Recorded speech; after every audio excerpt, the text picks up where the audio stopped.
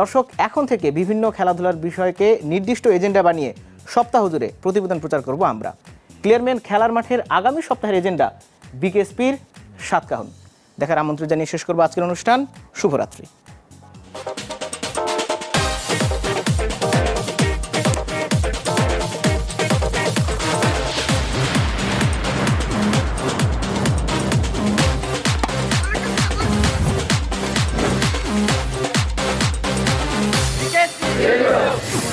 Clear Men খেলার মাঠে এবারের এজেন্ডা বিকেএসপির 7 কাহন। চোখ রাখুন রবি থেকে বৃহস্পতি সন্ধ্যা 7:35 মাছরাঙার পর্দায়। বাংলাদেশ ক্রীড়া শিক্ষা প্রতিষ্ঠান বিকেএসপি। কি ইভেন্ট আছে বিকেএসপিতে? কি নিয়মে শিক্ষা দেওয়া হয় ছাত্রছাত্রীদের? প্রাতিষ্ঠানিক শিক্ষার মানই কি যথাযথ? সবই জানার চেষ্টা করব প্রথম পর্বে। ক্রিকেটে সাকিব মুশফিক, ফুটবলে মামুনুল এমিলি, শুটিংয়ে আসিফ শারমিন, এসব অ্যাথলিটদের কল্যাণে বিকেএসপির নাম আজ বাংলাদেশের অনেকেরই জানা। প্রতি বছর প্রায় 100 জন খেলোয়াড় তাদের শিক্ষা জীবন শেষ করে অবদান রাখছেন বাংলাদেশের ক্রীড়ায়। হচ্ছেন তারা সম্মানিত, বিশ্বের কাছে উজ্জ্বল করছেন বাংলাদেশকে। বিকেএসপি নিয়ে প্রতিবেদনে জানাবো বাংলাদেশ ক্রীড়া শিক্ষা প্রতিষ্ঠানের ইতিহাস। 1974-এ প্রস্তাবনা, 1976-এ পরিকল্পনা পাস, 1983-তে বাংলাদেশ ইনস্টিটিউট থেকে নাম পাল্টে বাংলাদেশ ক্রীড়া শিক্ষা প্রতিষ্ঠান। তবে শিক্ষার্থীদের পদচারণা 1986-র 14 এপ্রিল থেকে। দীর্ঘমেয়াদী বিজ্ঞানভিত্তিক প্রশিক্ষণের মাধ্যমে শিক্ষিত খেলোয়াড় তৈরির লক্ষ্য নিয়ে আনুষ্ঠানিকভাবে ফুটবল ও হকি ডিসিপ্লিন দিয়ে ওই বছরই যাত্রা শুরু করে বিকেএসপি। 100 একর জায়গায় 30 জন করে ফুটবলে ও হকির ছাত্র নিয়ে শুরু বিকেএসপির কার্যক্রম। তবে খুব একটা সাবলীল ছিল না শুরুর সময়টা। আমি প্রাতঃ সমাবেশ বা অ্যাসেম্বলি এটা প্রবর্তন করলাম। ওই শৃঙ্খলা কোথাও যে তাদের কোনো রকম অসুবিধা করছে এটা আমার কখনো মনে হয়নি। আমার মনে হয়েছে যে ওরা যে বড় হয়ে উঠছে ক্লাস 7 স্টেজ থেকে, ক্যাডেট কলেজে 7 থেকে নেয়, এইচএসসি পর্যন্ত থাকে, ঠিক এইভাবেই বিকেএসপিতে আমরা করেছি। শুরুতে কেন্দ্রীয় কোনো ভর্তি পদ্ধতি ছিল না। বিভিন্ন জেলা থেকে বাছাই করে আনা ছাত্র ভর্তি হতো বিকেএসপিতে। কার্যক্রম পরিচালনার 10 বছরেরও বেশি সময় পর 1997 সালে মেয়েরাও ভর্তির সুযোগ পায়। আস্তে আস্তে সাভার থেকে বিকেএসপি সম্প্রসারিত হয় চট্টগ্রাম, খুলনা, বরিশাল, দিনাজপুর ও সিলেটে। 5 বিকেএসপিতে চলা কার্যক্রমে বর্তমানে মোট ছাত্রছাত্রীর সংখ্যা 706 জন, যার মধ্যে মেয়ে আছে 93 জন। পত্রিকা বিজ্ঞপ্তির মাধ্যমে সাধারণ ভর্তি কার্যক্রমের পাশাপাশি ট্যালেন্ট হান্টের মাধ্যমেও আসে শিক্ষার্থী। পুরো বিকেএসপিটা একটা জঙ্গলের মতো ছিল, বড় বড় শনক্ষেত, কোনো ইনফ্রাস্ট্রাকচার ডেভেলপ হয়নি। যখন আমরা ওখানে গিয়েছিলাম তখন ওখানে মানে 3টা ফুটবল মাঠ ছিল, একটা হকি মাঠ ছিল আর একটা অ্যাথলেটিক্স ট্র্যাক ছিল। আমরা অনেক স্ট্রাগল করেছি, কিন্তু একটা জিনিস ছিল যে সবার আন্তরিকতা ছিল। বর্তমানে ছাত্রছাত্রীরা বিকেএসপির শিক্ষা গ্রহণ করে 17টি ইভেন্টে, যার মধ্যে সাভার বিকেএসপিতে শিক্ষা দেওয়া হয় 12টি ইভেন্ট, আর বাকি বিকেএসপিগুলোতে প্রশিক্ষণ দেওয়া হয় আরও 5টি ইভেন্টে। এ তো গেল ইতিহাস। বিকেএসপি নিয়ে প্রতিবেদনে আগামীতে জানাবো 5 বিকেএসপির কথা। Shakir Ruben, BKSP, Savar. ভোর থেকে রাত মাঠের প্রশিক্ষণ তো আছেই, সাথে চলে পুঁথিগত বিদ্যা শিক্ষা। 4র্থ শ্রেণী থেকে শুরু করে ডিগ্রি পাস কোর্স পর্যন্ত শিক্ষা দেওয়া হয় বিকেএসপিতে। আর সরকারি ক্রীড়া শিক্ষা প্রতিষ্ঠানগুলোর মধ্যে সাভার বিকেএসপি যেমন প্রথম, তেমনি এটি সবচেয়ে স্বয়ংসম্পূর্ণ। দ্বিতীয় পর্বে আজ জানাবো সাভার বিকেএসপির আদ্যপান্ত। সূর্য যখন পূব আকাশে উঁকি দিয়ে জানান দিচ্ছে তার আগমনের, বিকেএসপির শিক্ষার্থীরা তখন খোলা আকাশের নিচে উপস্থিত প্রশিক্ষণ গ্রহণে। সকাল 6:30 থেকে 8:30 সাভার বিকেএসপির শিক্ষার্থীরা ব্যস্ত থাকেন ওয়ার্ম আপ ও ইভেন্টের চর্চায়। Athletics, football, cricket, hockey, archery, basketball, boxing, gymnastics, judo, shooting, সাঁতার ও টেনিস, এই 12টি ডিসিপ্লিনে সাভার বিকেএসপিতে প্রশিক্ষণ নেন শিক্ষার্থীরা। আমি সবসময় বিলিভ করি যার ব্যাটে বলে কন্ট্রাক্ট ভালো সে অরিজিনালি ব্যাটসম্যান। আমি সাকিব আল হাসানের মতো একটা প্লেয়ার হতে চাই। আমরা সকাল বিকাল একটা রুটিন মাফিক প্র্যাকটিস পাই সায়েন্টিফিক মেথডে, তো বাইরের প্লেয়াররা এরকমভাবে পায় না। বিকেএসপি থেকে ভাই ছিল, সে আমার এখানে সব কিছু জানাইছে, তারপর আমি গেছি, আচ্ছা যাব। আমার ড্রিম, আমি টেনিসকে নিয়ে বাংলাদেশের জন্য কিছু করব, অনেক বড় প্লেয়ার হওয়ার আমার স্বপ্ন।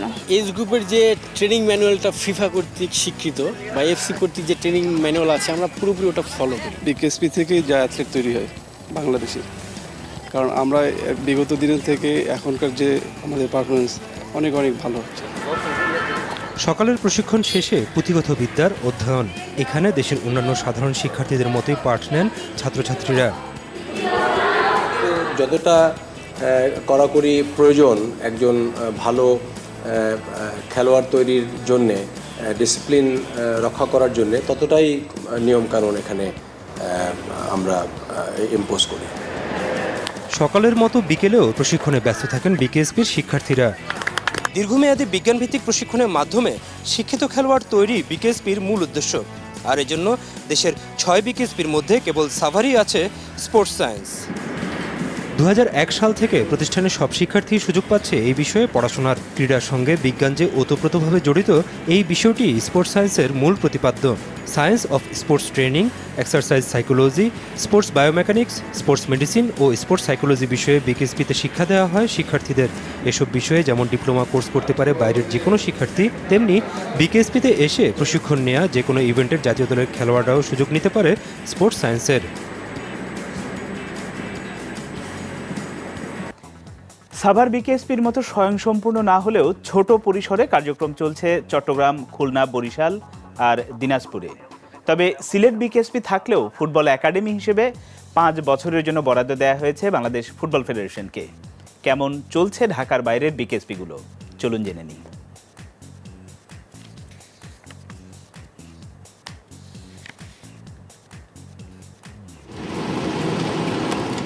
সাভারের পর সবচেয়ে বেশি কার্যক্রম চলে দিনাজপুর বিকেএসপিতে। এখানে ক্রিকেট, ফুটবলের পাশাপাশি প্রশিক্ষণ দেওয়া হয় সাঁতার ডিসিপ্লিনে। 2002 সাল থেকে শুরু হয় দিনাজপুর বিকেএসপির কার্যক্রম। সবচেয়ে বেশি 39 জন শিক্ষার্থী আছেন ক্রিকেটে, ফুটবলে আছেন 19 জন আর সাঁতারে 16 জন। ফুটবলে এফসি অনূর্ধ্ব চ্যাম্পিয়নশিপ নেপালে 5 জন গেছিল, এফসি অনূর্ধ্ব চ্যাম্পিয়নশিপ ইরাকে 4 জন গেছিল, সাব অনূর্ধ্ব 14 চ্যাম্পিয়নশিপে 3 জন। ফুটবল ডিসিপ্লিন এছাড়া কেবল শেখানো হয় খুলনা বিকেএসপিতে, আছেন 23 জন শিক্ষার্থী। এর বাইরে 28 জন টেবিল টেনিসের শিক্ষার্থীও আছেন এই বিকেএসপিতে। এখানে ছাত্ররা ডিসিপ্লিন ব্রেক করলে সেখানে কোনো ক্ষমা করা হয় না। সেটা যদি সে ভালো খেলোয়াড় হয় বা খারাপ খেলোয়াড় হয় সেটা আমরা দেখি না। চট্টগ্রাম বিকেএসপিতে শেখানো হয় তায়কোয়ান্দো আর উশু। মোট 32 জন শিক্ষার্থী আছেন এখানে। ভলিবল ও কারাতে ডিসিপ্লিনে শিক্ষার্থী ভর্তি করানো হয় বরিশাল বিকেএসপিতে। তবে অন্যান্য বিকেএসপির তুলনায় এখানকার প্রশিক্ষণ নিয়ে প্রশ্ন আছে ছাত্রদের মনেই।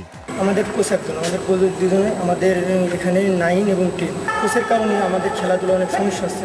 সন্ধ্যার সময় বিদ্যুৎ চলে যায়, 3 ঘন্টা পরে আসে, তারপরে আবার 1 ঘন্টার জন্য আসে, আবার চলে যাবে। ঢাকায় যদি পরীক্ষা দেয় তাহলে আমাদের অনেক সমস্যা হবে মানসিকভাবে। আমরা যদি পরীক্ষার আগে যাই তাহলে আমরা পরীক্ষার জন্য প্রিপারেশন নিব না ওই জায়গায় ম্যাচ করার জন্য প্রিপারেশন নিব। পর্যাপ্ত পরিমাণ মেডিকেলের কোনো সুযোগ পায় না।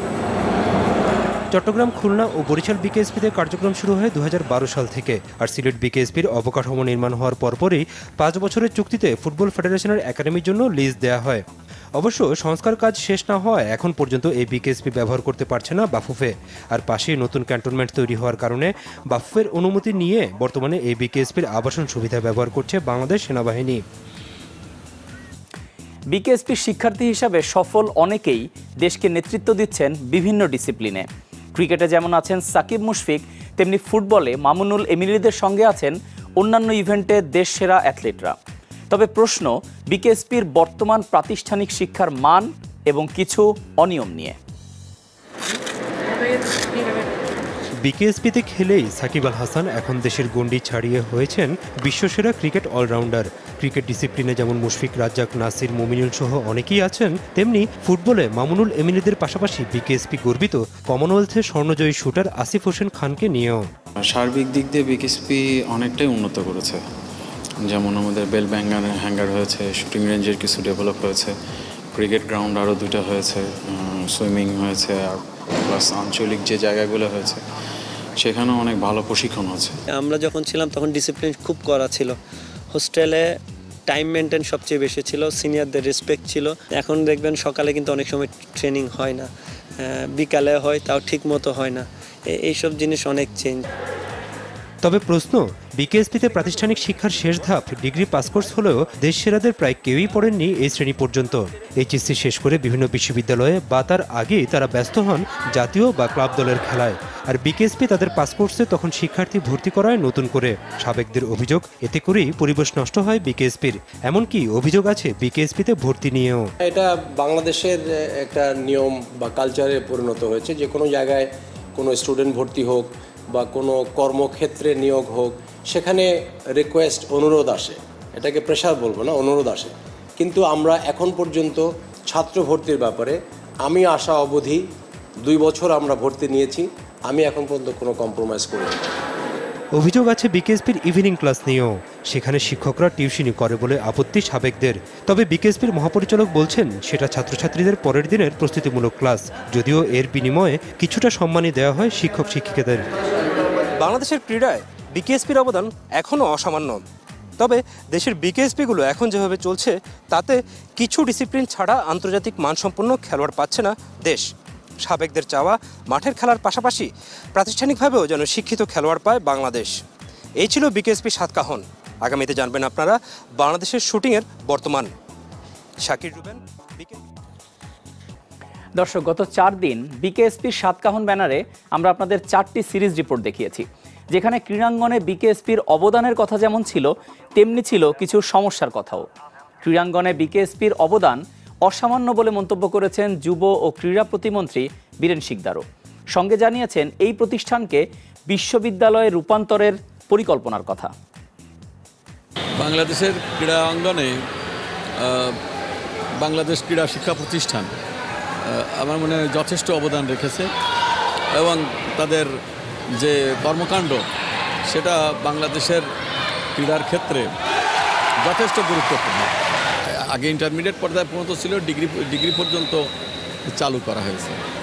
এখন বিশ্ববিদ্যালয় পর্যায়ে পর্যন্ত আর্টস উচ্চশিক্ষার ব্যবস্থা থাকলে সেটা তো ভালোই হবে।